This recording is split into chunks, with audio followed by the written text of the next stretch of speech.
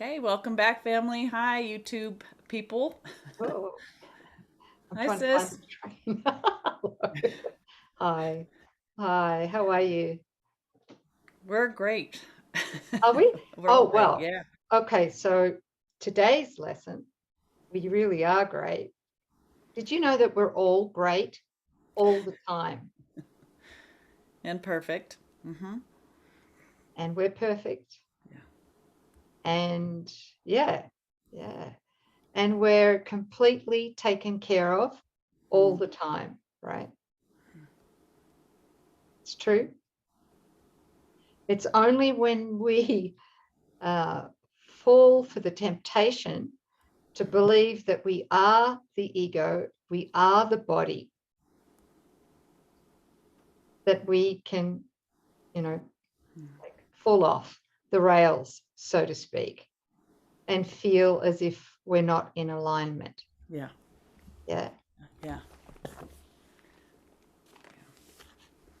But when we remember that God has never changed his knowing of what we are, his knowledge of what we are. When we remember that, we are his most beloved child. We are the Christ. Mm-hmm. We remember too that we're nothing other than that. Yeah. Yeah. Very intellectual, isn't it? At Well, first. yeah. Yes. Yeah. Yeah. They're words, and we pray to have the felt state. Experience, Yeah. Mm-hmm. felt state. That's it. Yeah. Yeah. Yep. So lesson 285 is my holiness shines bright and clear today.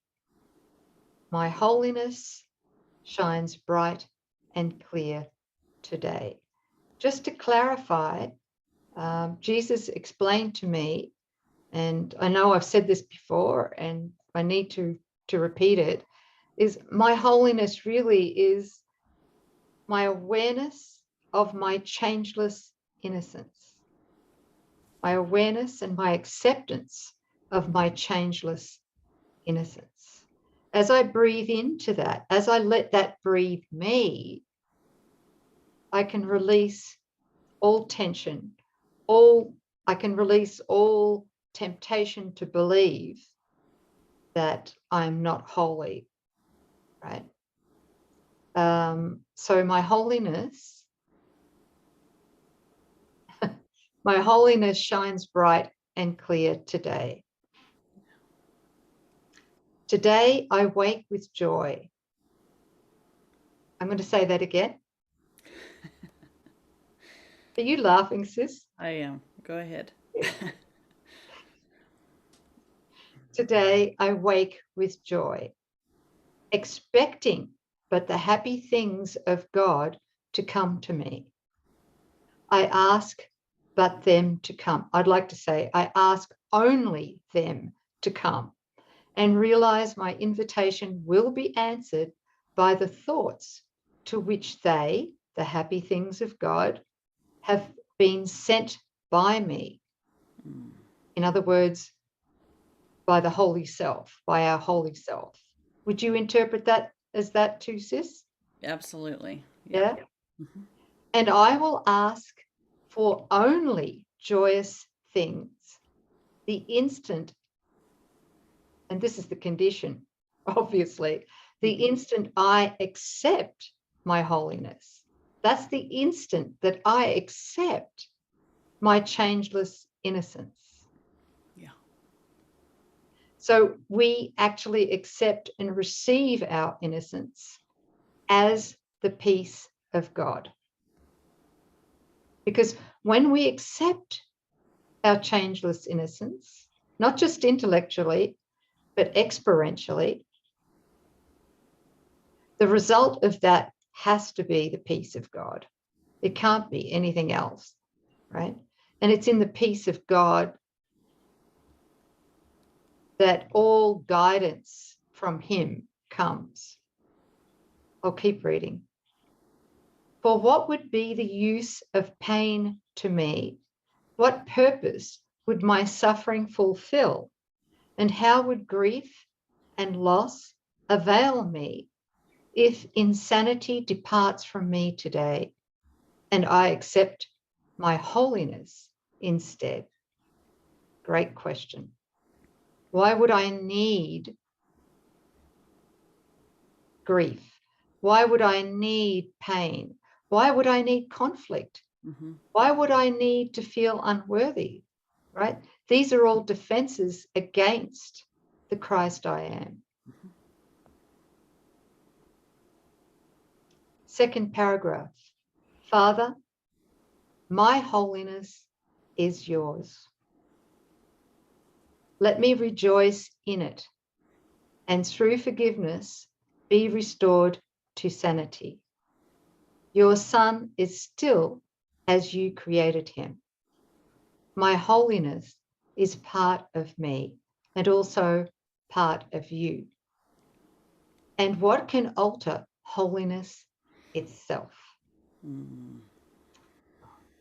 Nothing. Nothing at all. Absolutely nothing. So, sis, there's a footnote there. Yeah.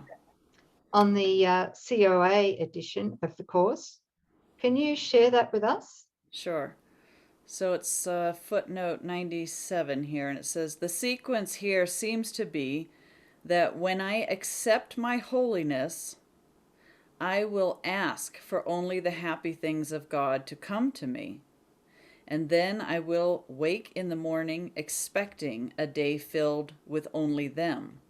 By implication, then, when I awaken expecting a day filled with unhappy things, it is because I have asked for them to come to me as punishment for my unholiness. And so that's that pointer back to we're always deciding what we are and then looking outward based on that first determination. So if we accept our holiness, that gives rise to the expectation of the good that God has for us. And yet if we look within and find sin, a separated mortal, and feel the guilt, then we're going to be calling to us images to confirm that self-identification. Yeah. It's very logical, isn't it? It is. Yeah. First within, then without. Yeah. Yeah. Beautiful. All right. So my holiness shines bright and clear today. And I think that I would add here is, like you said, sis, is we need to look within first before we look outside of us externally. Because whatever we perceive externally is going to be how we see ourselves, right? It has to be. Yes. There's no external. Right. Yep. So it's really important every day to check in, to ask, what am I expecting? And if it's coming, if there's an expectation of conflict or anxiety or whatever it is, then it must be coming from the origin of thought, which is the wrong identity. Not the wrong identity, but the illusory identity, which is the ego or mythical me. Yeah. Yeah. Yep. If it's coming from, if we expect the happy things of God, then that is coming from an identity that is sinless. Right. That's coming from our holy self. Yeah. Yeah, it's really what we're experiencing is what we think we deserve. So, who are you? The beloved Son of God or, a sinful, separated one? And thank God this really isn't, we think we're making a choice all the time, and it would seem that we are, but really there is no choice. We are holy. We're always as God created us, at home, changeless. So this lesson points to the absolute that's always there for us to experience, but for right? The defenses that we raise to try to have an experience of and something else. Mhm. And none of that is true. Mhm. So it's not really a choice at all. You're just picking reality or unreality, sensing a sense of unreality temporarily. Right.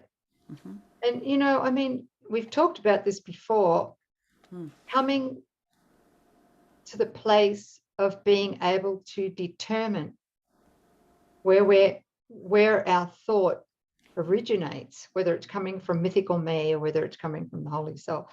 Yeah. It's really an organic process of undoing Mm-hmm. the ego thought system. Yeah. Yeah. So Layers. layers. Yep. And do they ever stop? Uh, Not yet. Oh, yeah. I assume at some point learning ends and, knowledge takes over. So, yes, at some point. At some point it Yeah. does. Right. Mhm. Yeah. So thanks for reading that footnote too. Sure. And I have a recommended blog. Mm. And in, we have some new family members who've come on board with YouTube just Mm. recently with the YouTube lessons, Yeah. and so they're not familiar um, with our resources that we have. Yeah. Oh, okay. So what we might do is Yeah. once a month or so is just to remind everyone that in YouTube, just underneath the video is a box, and it's titled, Description. it's a description box, that's it, or show more Right. box. Mm-hmm. And in there is a helpful resources area. Mm-hmm. And in there, what is in there? It's a list of resources and it's got links to blogs that we have previously recommended. There's a link for Yeah. donations. There's a link to our website with the classes that we offer. All our free offerings through the website are on there and links to find them. Mhm. So, and we try to refresh that list every every workbook lesson that we go through. If there's a supporting blog, Nouk will mention it, and we have that link right at the top. So you don't have to go searching through a big list, but it's a really rich list of free resources for all of you. So we encourage you to take advantage of everything that's there. Great, thank you, sis. And those who ask about the gap diagram, Mm. the diagram that we refer to often, Yes. yeah, that's in that list of recommended resources as well. Yeah. Yeah. And the other thing, and I'm going to mention it now, is that if you look in the recommended resources box from this lesson onwards, there's going to be an incredibly practical series of videos included here. There are 9 of them, and they're the communication series of Mm. videos. They're not done by you and I, they're done by Daniel. Right. Right. So Daniel's put them together, and they will be listed in the recommended resources there. So please look for them, the 9 videos. And what they do is take you through the 7 keys of authentic communication. Yeah, really, really helpful. Right. Very, very helpful. So we'll be referring to them often in the Thank next you. few, yeah, in the Yeah. next few lessons. Yeah. Because, it's one thing to do the lessons, and a lot of it at first is taken intellectually, but and which is helpful, and we have to do that. But then we need to integrate everything into our daily experience, Mm-hmm. especially our relationships. Mm-hmm. Right. So, going from mythical me or the ego to the holy self uh, involves, a process, and it's called the transfer of trust, as Jesus calls it, or the development of trust. Mm-hmm. And I think the backbone of that, other than the holy relationship, is learning how to implement the 7 keys. Right. you know, To authentic because relating. yeah, it Yeah. is, because what we're doing is we're going from mythical me, which is a totally inauthentic self concept, illusory self concept. We're going to the holy self. Well, we need to learn to be authentic. Yeah. And it's in that authenticity that we're able to find ourself. We're able to find the Christ and rest in that Christ, the Christ itself, the holy self. Yeah. Right. Yep. So please watch for those videos, look at them all, and take yourself through them. Yeah. Thank you.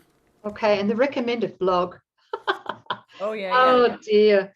Not very good communicator, unfortunately. I used to be very good at communicating. You still are.